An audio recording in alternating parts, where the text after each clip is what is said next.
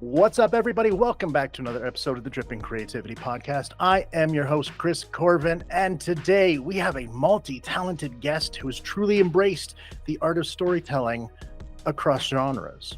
Laura Thompson is here with us, an author, editor, creative powerhouse who has written everything from Elven Fantasies to spicy romances. We'll be diving into the journey today, the latest works and exciting project updates, and we're going to find out what else is happening. Laura, how are you doing? That sounds good. Good for you. I'm doing pretty good. So let's kind of start way back when you were in a small town in Vermont. How did you kind of fall in love with reading and writing and everything that you're currently doing? Yeah, well, I grew up in the 90s. I'm very old. So we didn't have the things that kids have to entertain them today. Because of that, no internet, not a lot of games. We used our imaginations more than anything and spent time outside. So I kind of just grew up making up stories and playing, make-believe with my sister and my brother and neighbors and stuff. And then when I started reading in school, and I just fell in love with the fact that you could get lost in a story. And then wasn't too long before I started writing my own. And I think about third grade, I started writing, second or third grade, started writing short stories. And then by sixth grade, I was sharing them with my English teacher. She gave me an award that year saying that she thought that I could become a published author one day if I stuck to it. And, talk about like giving you that drive to do it. I mean, that definitely helped. So it just continued from there. I had a really great teacher in high school that taught us how to expand the short story style into a novel type style. And I started writing a novella in his class. So I finished that when I was about 15, 16. So that was my first, what I would consider, novel style. And it's in a notebook somewhere buried in my closet. But well, you're going to have to pull that out at some point. I'm just saying. I know. I'm sure it needs work. I'll probably read it now and go, wow, or really? That's what you got. But, for a first try, I'm sure it was all right. And then I didn't write a lot in college. I was too busy. And then after that, I went to grad school. Didn't write much there. But then after grad school, I had a job that, was a typical 9-to-5, pay the bills, boring job. And was reading a lot more. And then I one day I had read Harry Potter, so I got kind of back into fantasy stuff, which I'd always been a fan of. And then I started writing one day after work this story about an elf. And so that turned into Elven Quest, which was my first YA fantasy, which now is 7 books. So it's 2 trilogies, 3 each, and then a prequel. So only 3 are out, the first 3, and then the other 3 will be published whenever I can edit them. Don't have a ton of time to edit my own stuff anymore. That's always the thing, is when you start doing the thing you're good at and suddenly you don't have time to do it for yourself anymore. Mm-hmm. I'm not complaining, because the reason I don't have time is because of the editing business that I started last year, and I'm so grateful for it. It's been awesome. So I'm fine taking a break on my own stuff. I'll help other people for right now. Definitely. That actually kind of goes very nicely into the next part. There's transitioning from a publisher to self-publishing, and then into editing and all of that. When was kind of the decision to really focus on starting the editing business?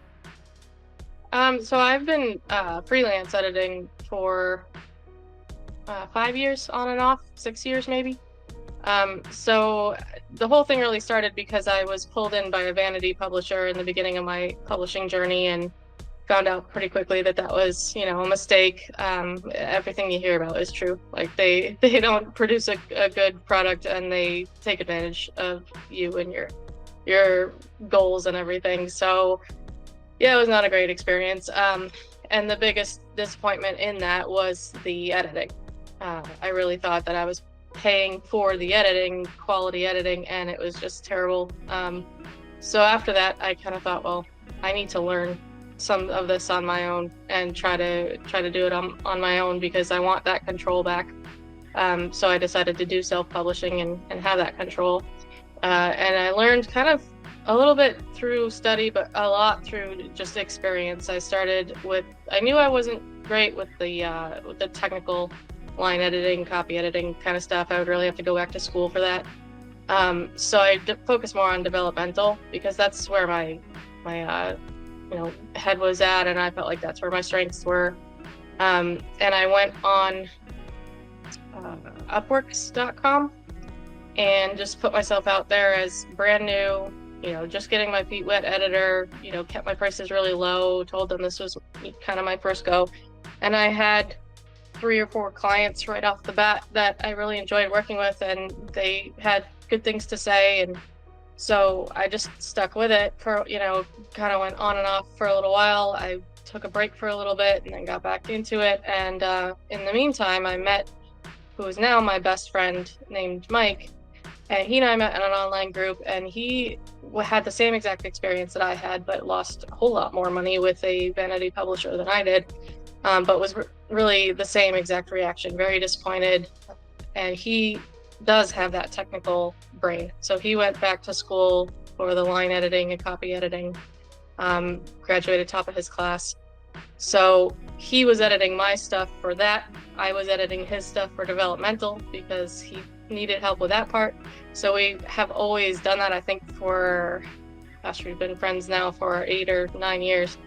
And so then this past year I said to him, well, I kind of want to get back into editing. Haven't done it for a little while. What would you think about joining courses and doing this together? And he said, say no more, I'm in. So it was great. So we started last year, and it's been fantastic. We've been just consistent, clients from February until we're booked until November now. So that's a fantastic journey. I love that. So then kind of sticking on the editor side here before we jump into the book side of things, how do you approach helping other writers refine their stories? Like what about it do you find most rewarding? The reward is absolutely seeing it from the very beginning and having their nerves just, we're showing this to somebody and maybe they've only shown it to family, or maybe they've only shown it to friends, and they're so nervous. And then to be able to take that sort of baby steps with them from the beginning all the way through to the end. We do 4 rounds with all kinds of sub rounds. We talk through the entire thing. We become friendly or friends or whatever with these clients. And then by the end, it's fantastic to see the results and to hear them say that we really helped change their story for the better, that we helped, ease their nerves to the point where they're now super excited to publish rather than nervous. And then to see it out there and be able to give people the link, hey, read this great story. We had the pleasure of reading it in advance. It's fantastic. Everybody else read it, So I love that. And I love the confidence that they feel by the end. And proud.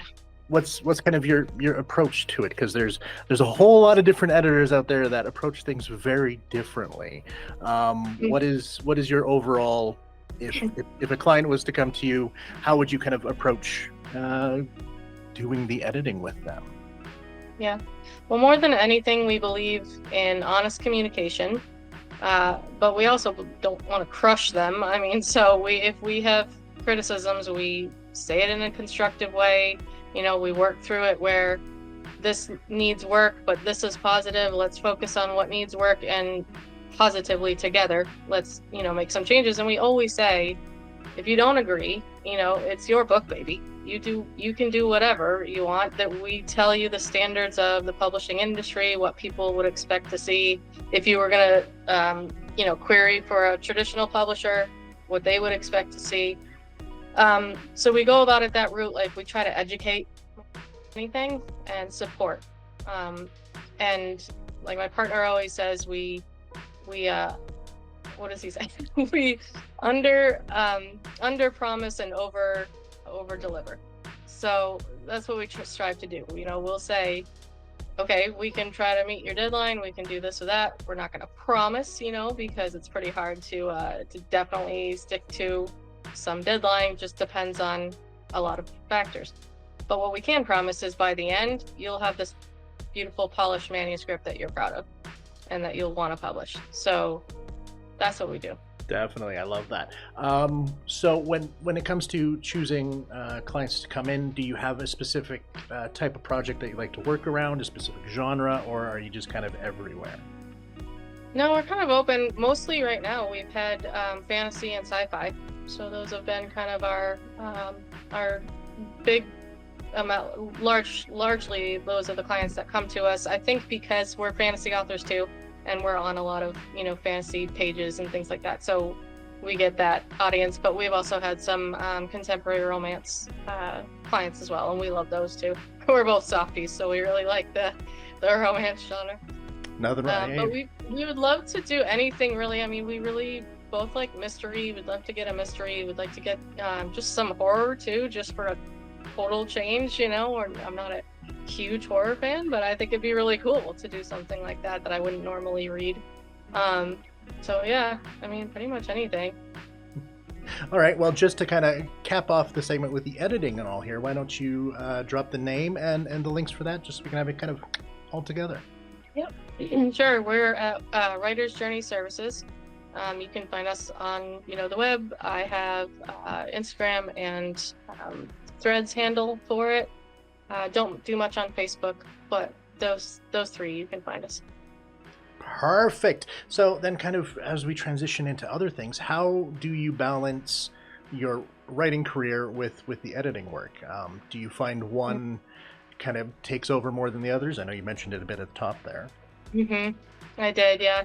Yeah, right now it's all about the clients. So we're really trying to, build our brand, build our name, build the business as much as possible.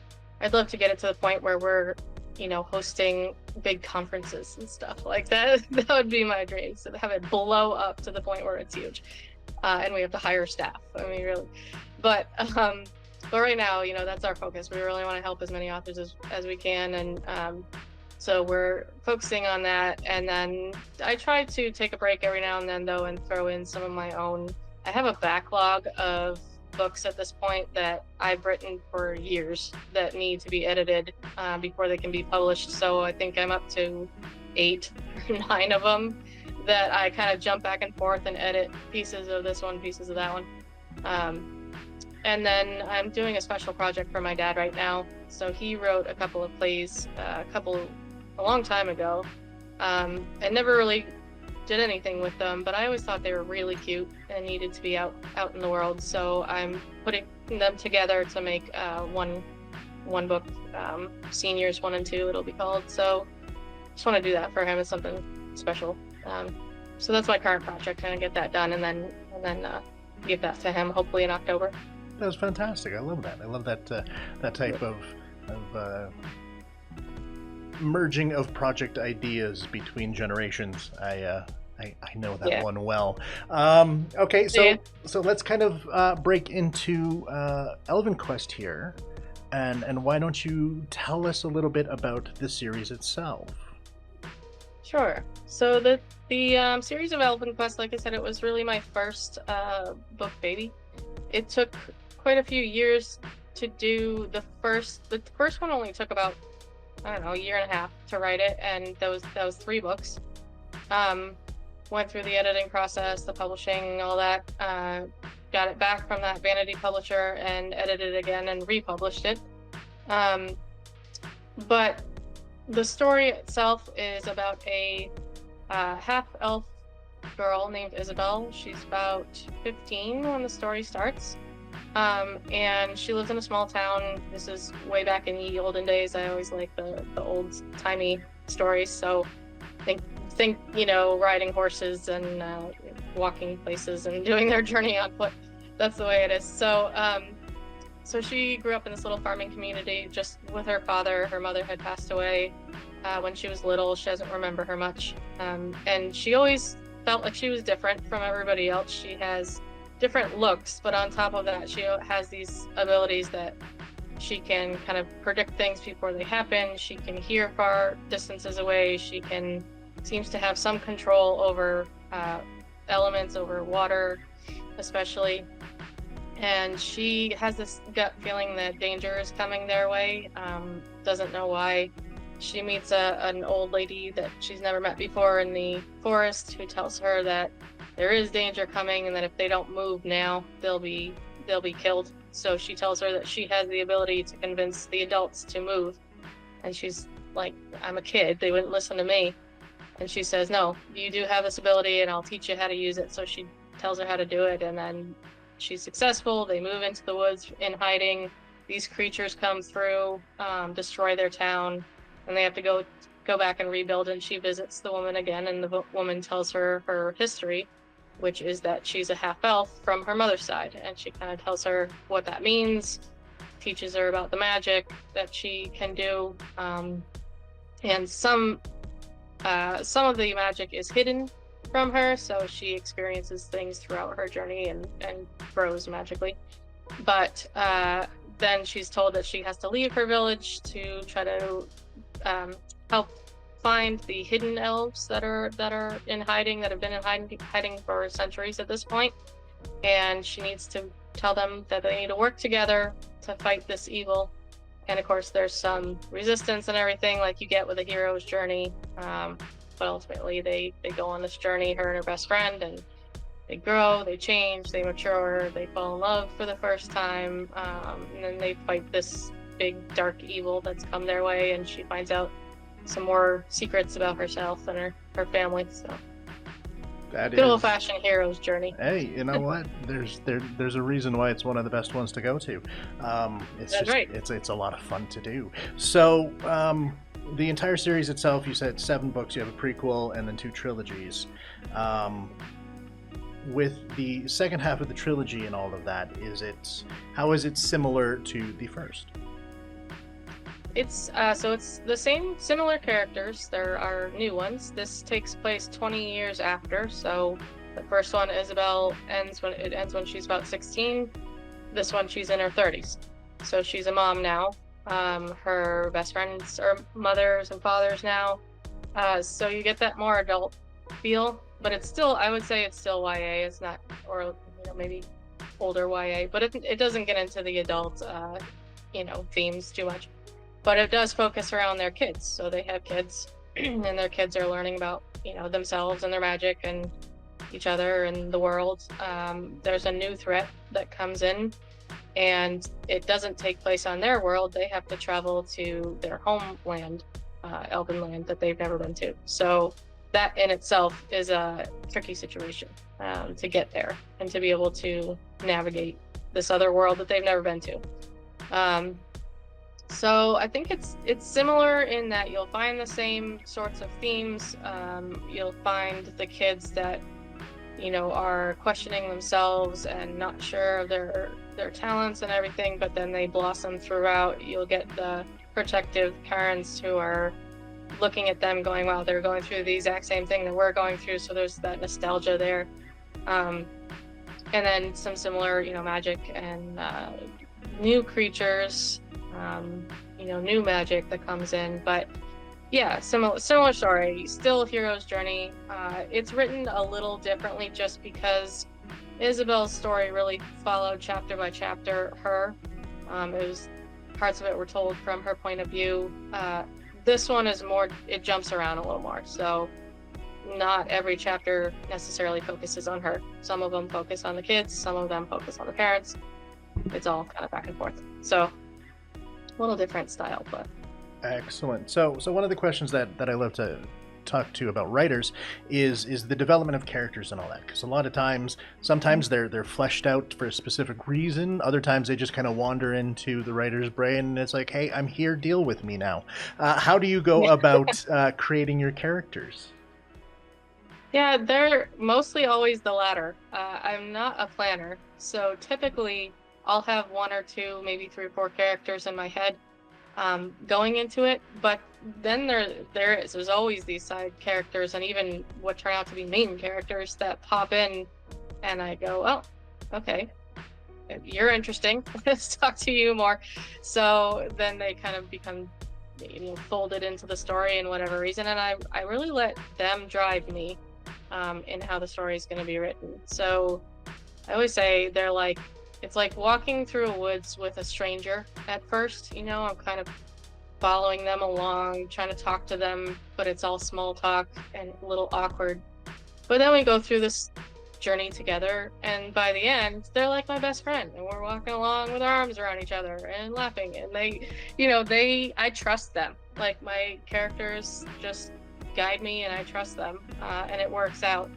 So it's a little, so maybe I've got voices in my head all the time, but it's fine. But yeah, it's good. But what does crack me up is when you have one that you think is, you think that they're going to be a good character, and then maybe they turn a little darker. Think, whoa, that was unexpected. Or the opposite, where they seem real dark, but then they kind of change and morph into this good guy or good girl, and you're like, oh, well, okay, you were saved. Isn't that good? Yeah. Character complexity is a good thing to have in stories. It's nothing wrong with that at all. I'm a fan. So then kind of focusing on the trilogy aspect of this. When you went into starting it, did you know you were going to do a trilogy, or did it kind of evolve into it? It evolved. Originally, the first two were together, so it was one long story. And then when I started querying for it, this publisher that I talked to said, it's really too long for a YA, and you need to cut it in half and add a new ending, add a new beginning to the second one. And at that point, I had started writing what I thought was the second, but it turned out to be the third.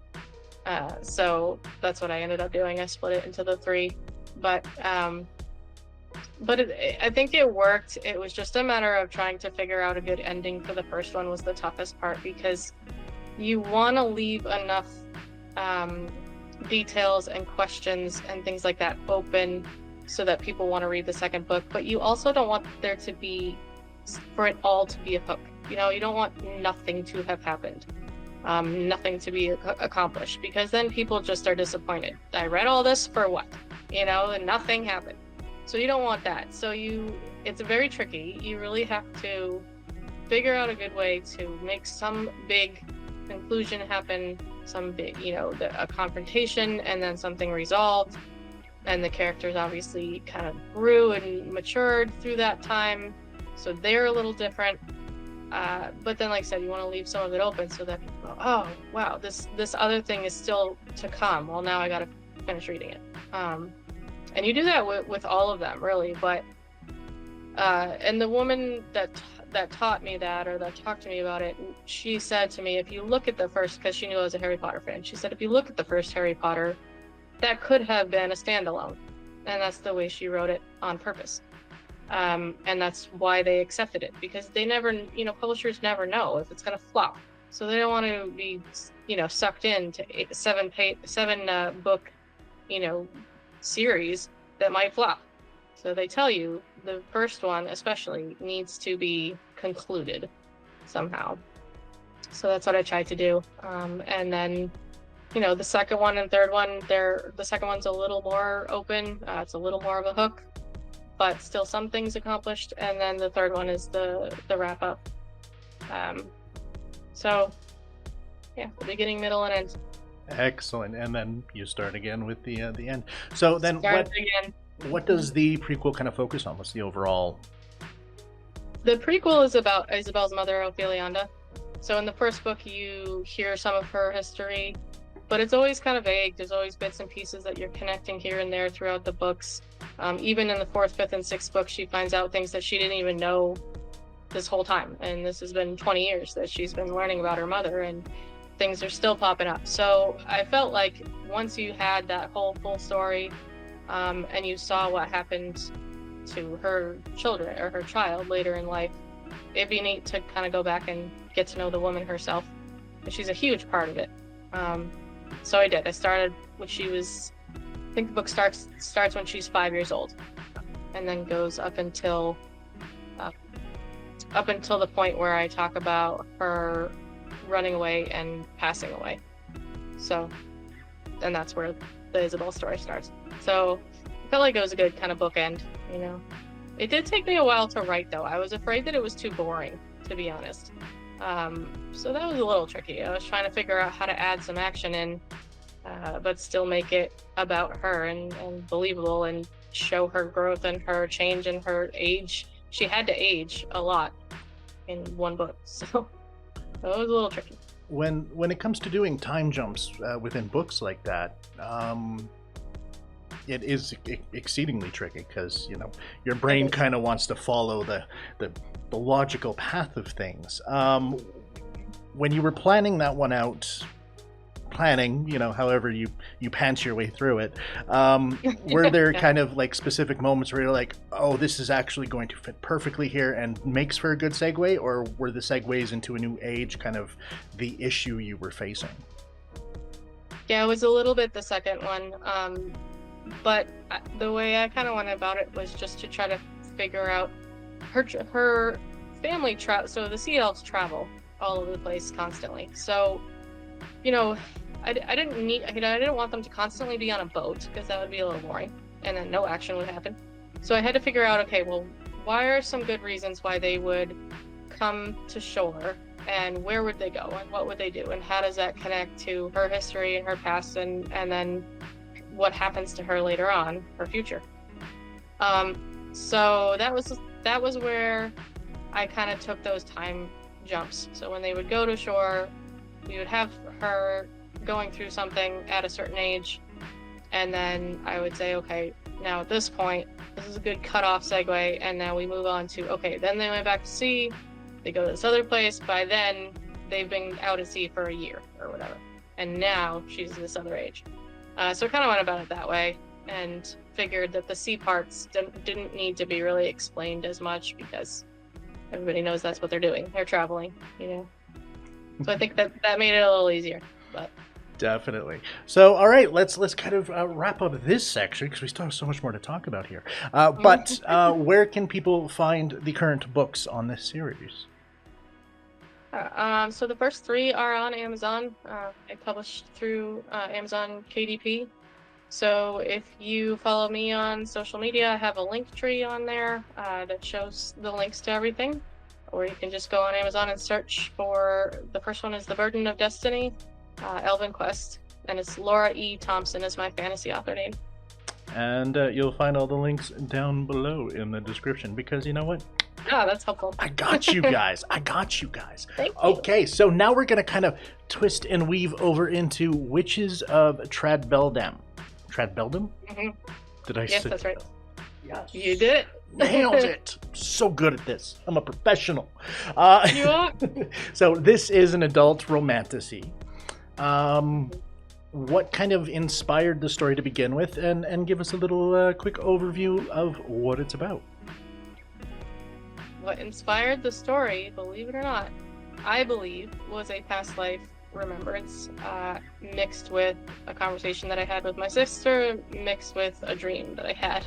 So kind of all mishmash, but I do believe in past lives, and I really had a strong feeling that I had one in Scotland, or it was either Scotland or Ireland, one of those two, obviously not super clear.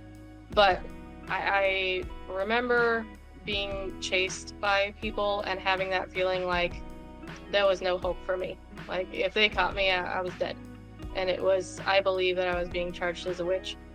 So that's really what started the whole thing, and that's actually the prequel. In the prequel, you see a woman who drops off her baby with her best friend and says, you have to take care of her, tell her what happened to me when she's old enough, teach her about me when she's old enough, and if you need help, go to the others. And that's all you hear, the others that are in hiding.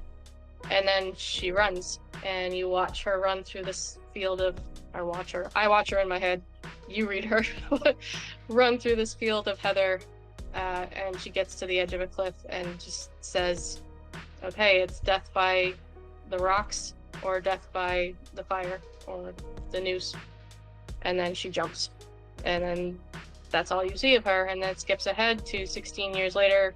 Her daughter is living with this woman and her husband in a little cabin with some siblings. She has no idea who she is or the fact that she came from a family of witches, that she is a witch herself. She has magic ability. and then she's in danger. So then she has to run for her life and gets basically adopted into this coven of witches that her mother belonged to. And they take care of her and they teach her, and they are a sisterhood. There's also a brotherhood of witchers, and they live separate from the women, but they come together as groups when they need to for for ceremonies and for something like this where they're all in danger and they decide that they need to fight back.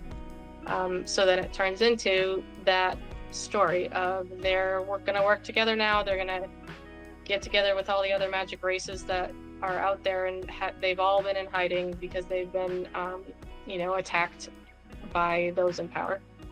And so now they're going to fight back. They're sick of it. And that's how the first story starts. So again, for this one, it sort of starts as a hero's journey with Selena, but it does change. It's a little different than Elven Quest because, well, obviously the adult themes are different, but on top of that, the second story focuses on a totally different main character. Everybody's connected, but the second story really is more focused around her best friend Moya, and then book 3 focuses around a guy named Will, and book 4 is focused more around this guy named Colin. So it kind of jumps all around. You've got different chapters that jump to other races and other parts of the world. So it's bigger. It's much more of a complex world. It's many more characters. Obviously adult themes. So very different. But it was out of my comfort zone to write it, honestly. Well, that's awesome. That's kind of the best way to go about doing it. So obviously, it being a romantasy, the number one question is how spicy does the book get? Yes. Starts off pretty PG. It's just very basic. She's a virgin, honestly, and she's kind of like learning Selena is, and she's kind of learning about her own sexuality and her identity and stuff. So it's very PG in the beginning. Then they age as the books go. They're all in their 20s by the point that they're actually open door spiciness and scenes and all of that. So by book 4, it's pretty darn spicy and very open door for a lot of it. There's some fade to black, but a lot of it is open. And there's some characters in those later books that stir up naughtiness and stir up confrontation between the characters. There's one in particular who I don't know if I call her a necrophiliac, but I mean, she's pretty darn into stuff, and she causes a lot of issues between all the characters and is constantly tugging with people's heartstrings and doing it on purpose, and she just loves it. So yeah, there's a lot as it goes on, but by then they're much older, and that was important to me. I didn't want to say like it's okay for teenagers to be going through this stuff. I wanted it to be adults, so I made them age super fast. As you do. You are the creator. You have that power. So the audiobook version is set to release in October, right? It'll be probably closer to December. She's starting to narrate it now. Just started. I got the 15-minute sample the other day, and it's so fantastic. It just makes me giddy. She's great. So I really lucked out finding her on Threads and having her work with me. She's done tons and tons of other books and has 5-star ratings for I think everything, or pretty much everything. So I just feel so grateful that I found her and that she agreed to do my book. And she's awesome. She has a British accent, which I think is really cool. I liked the idea of, no offense to Americans, obviously, but I liked the idea of having a different kind of accent for these characters, so it was really cool. You know what, and yeah, as the voiceover stuff and audiobooks is something that I'm bringing into the cafe slowly here. It's definitely something that I'm very into and love discussing. So when it came to transitioning from the book to the audiobook, did you do any adaptations to it, or is it exactly as it is on the page is what you're going to get? exactly the same. Yeah. Excellent. Yeah, and actually Elven Quest's first book is audio narrated as well. I have that first one out.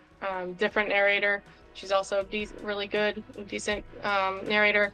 And she'll do probably the second and third one as well. I just haven't gotten that process started. I was super excited about starting my adult series, so kind of splitting it. But that one those will be out in audio format too. I think one of the biggest questions that most authors don't think about until they're right in the middle of about to doing audiobook. How much involvement do you have with the VO and the artist there? Like, you go through and present them with a list of pronunciations, or do you just wait for them to come back to you? What's the process? Yep. It probably depends on the narrator as well and what they prefer, but the first narrator that I worked with, she basically said that, give me a quick rundown of who the characters are, maybe some personality traits that they have, and then you can kind of do a spell out or send an audio of how to pronounce their names, a pronunciation guide of some kind. They typically will do a sample for you and then say, okay, what did I get right? What did I get wrong? And then, you can tell them, what to change. The other thing is I've been doing it.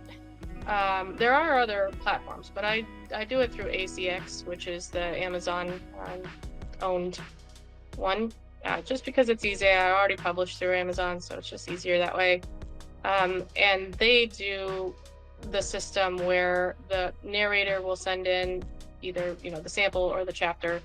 You go through and listen to it. If there's anything wrong with it, you can go back and say, okay, on page or time this 4 minutes in this many seconds, whatever you say this, and it's wrong, or there's background noise or whatever the situation, they can go back, cut it, redo it, and send it back. So we do that throughout the whole thing. The current narrator I have, she does a little more. She also has an editor that will fix all of that for her. But she'll do 3 or 4 chapters and then send it for me to listen to all of them. Versus my other narrator, she would typically do 1 and send it, and I listen to it, and then she'd do the next one. So I think it just depends on their style too. But that's typically the way it goes. So you have constant contact throughout the whole thing. And really, that's the important thing. There's been plenty of VO that I know out there who just, nope, I'm going to do it my way, and you're going to take it, and you're going to like it. And you're like, no, please don't do Oh, it. geez. Please, no. That's terrible. I'm glad I'm not working with them. Oh, very much so. Okay, so now we're going to move on again. Seamless transitions, Chris. I know. Look, I'm tired. It's been a very rough week for Chris, okay? Totally But we're going to talk about a spicy contemporary romance under the pen name L.E. Minx. Mm-hmm. How was that experience writing in such a new genre? Yeah, and that's brand new, by the way. It's a secret. I haven't released anything about this yet, so... Then why did you put it on the list? No, it's good, though. So I'm editing it now. It should be ready by hopefully December, maybe January, but I'm hoping December. So the whole reason I wanted to do this one, all of my other writing is old time period. Like I said, I really like the old-fashioned time period. This is contemporary, so really different experience to have a modern setting where they're jumping on planes and they're talking on their cell phones and texting and whatever. I mean, totally different. And I thought it was really cool to kind of jump into that new time period and be able to say things that we say now and all of that. But it started because I'm gonna plug my friend Sarah. So she's been on your show, and we read and edited her book Cherry Trail that just came out, and she's just a great author. I mean, that book really took me back to like Nicholas Sparks. Like I was like, man, I haven't read a romance this good since his first book came out many a year ago. So I was like, oh, I forgot how much I like romance. Romance can be super fun. A lot of it's out there is cheesy and just like bleh. But this was so good that I thought, wow, I'd like to write a romance someday. And then I talked to my friend about it. He and I both write fantasy, but we're both pretty romantic people at our cores, and we talk about everything under the sun. He's like my real life journal, and I'm like his real life journal. So, so there's not really any secrets that we have from each other. And so we started talking about, romantic books and spicy sex scenes and stuff, and we were like, oh, it'd be really cool to write something modern. And I said, well, you got a great imagination. Why don't we do it together? And he was like, all right, well, go ahead. So I started it, and then would send him a chapter. He'd write a chapter and send it back, and we did that back and forth. We wrote it, get this, in 30 days. The fastest I've ever written anything. It was awesome. So we were just on the ball. We wrote it in January, and it's super fun. I think it's cute. Sort of the typical story. She's trying to get over a boyfriend. She goes to a foreign country to kind of just get away, and then meets these strangers and goes through this identity, what am I trying to say? A brand new identity change, and have sexual awakening that happens, and it's just, she falls in love, and it's really cool. But I hope, different than people expect, it's got a different sort of twisty end. So I think it's fun. Excellent. Well, I'm excited, and that's definitely something Burton is very good at bringing out, because I completely agree about Cherry Trail. It was an absolutely amazing book. We blew, so my editing partner and I blew through it in the shortest amount of time possible that we've ever read. I couldn't put it down. I mean, I read it in 2 days. And same with him. And he's funny because he's not huge romance fan. He's a 60-year-old guy, by the way, so he's not typically all mushy, but even he was like, I got to some parts and I was like, what are you doing? Just kiss the guy, it's like, I know. The fact that he was so into it just made me laugh, and I was like, oh, see, you got a special book. Well, yeah, no, and that's what I was telling Sarah at the time, is because I've never been a romance reader, ever. So I mean, when she first sent me Footprints, that's actually what got me, and even to this day, I'll choose Footprints over everything. I fucking love that book so much. I've read it probably about 9 times now. It's just That's the one that's coming out right now, right? Yeah. That one. That was a great one too. Although I have to say, I told her, I said, because I beta read that one for her, and I said, I really like it. I really like Nora a lot. I don't love the guy as much as I love the brothers in Cherry Trail, just because, I don't know, there's something special about the two of them. They were fantastic. I'm the exact opposite. I love James. I love James over the brothers. I do 100%. Really? Yes, 100%. Anyways, okay, enough about Burton. She's gonna hate the fact that we just sat here for 5 minutes talking about her. So get over it. You're a good writer. We gotta celebrate you. We are now going to transition into the rapid fire questions. Take a drink, prepare yourself, because this never ends up being rapid fire. So don't worry about it. I'm terrible at rapid fire, as you can see. I'm long-winded.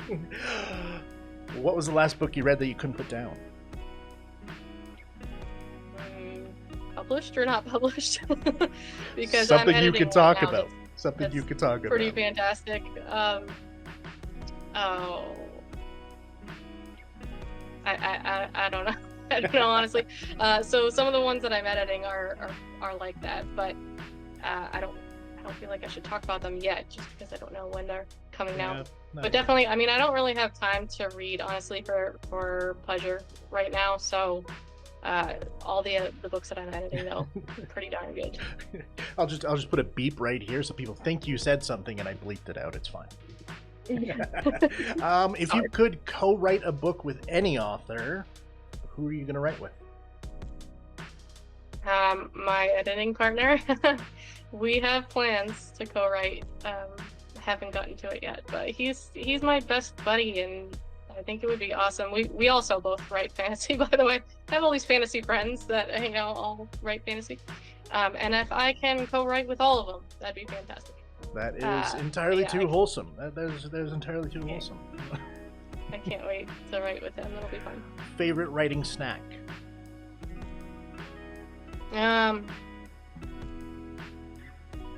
Popcorn, maybe.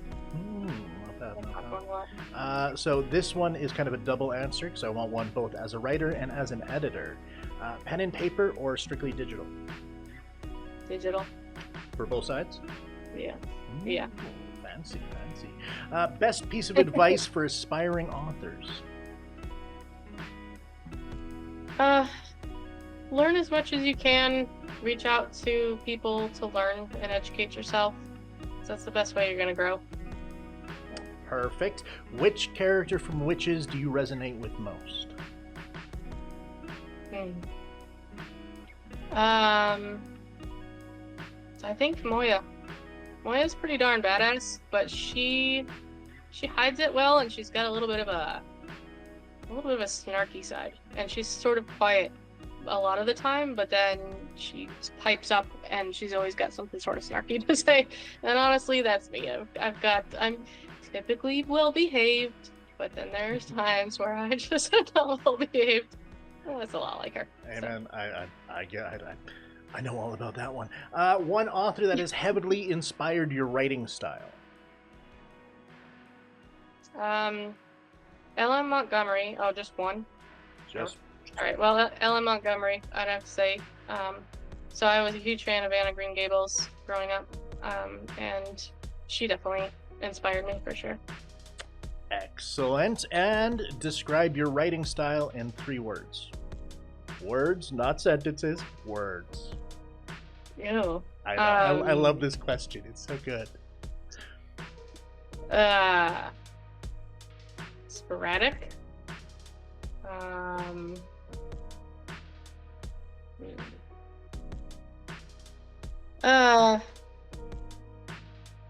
Say creative, I guess. Yeah. Unexpected. Those are 3 solid choices. I dig that. And the penultimate question here: coffee or tea? Coffee. Right answer. Coffee. Finally, the most important question: where can people find you and your books? Well, they are, like I said, I publish through Amazon. They're all on Amazon. They are under my link tree, which the best way to find that is to go to my threads. Hang on, let me pull up my threads because I don't want to say it wrong. It is. Oh, I have yours on. Okay.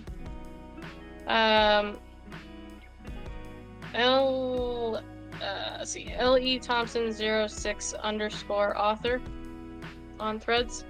And if you go on there, there's the link directly to my link tree and also to my editing company. So that's the best way to find me. I'm on threads all the time. I'm not really on much else. Too much. So. Excellent. And of course, all in the description down below. Before I do my wrap up, I just need a final thing from you and just say goodbye to all the main people before we move on into the cafe. All right. Well, thanks all for having me, and hope to hear from you. Reach out on threads or Instagram if you don't have threads. But if you don't have threads, get on threads because it's a good community. So find me there. Excellent. Laura, thank you so much. It has been a pleasure. There's so much going on in your world. I absolutely love it.